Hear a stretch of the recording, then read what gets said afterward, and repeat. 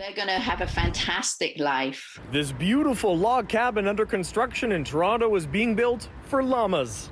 You'll find the project underway in High Park, where volunteers who look after the animals say even though this latest development isn't for people, it's something to feel good about, as the llama's old home was built directly on dirt and was starting to rot. The new building we've constructed, they will have twice the size inside.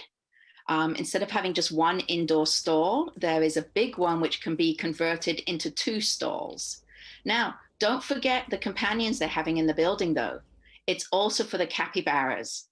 So the capybaras have to be indoors during the winter time.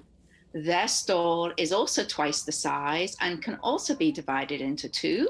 So they will have a warm, cozy winter with a nice heater to keep them warm.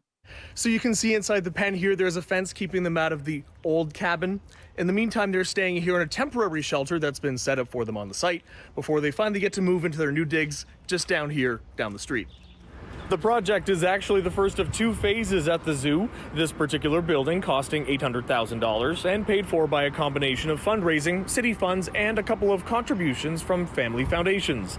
The second phase will include broader improvements to the walkways, draining, accessibility, and tree planting, and will start in 2022. Are you just slightly jealous of the llamas?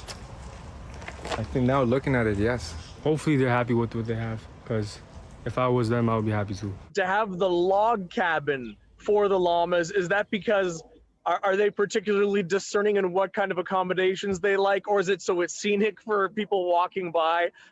What's So the Friends vibe of High there? Park Zoo basically told the city that we are not going to change the feel of the zoo.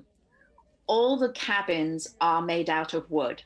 They are either round logs or flat logs. So we want to keep the zoo looking the way it was started over 126 years ago. This building is, of course, also built on a concrete pad to prevent the sort of rot that forced the replacement of the old one.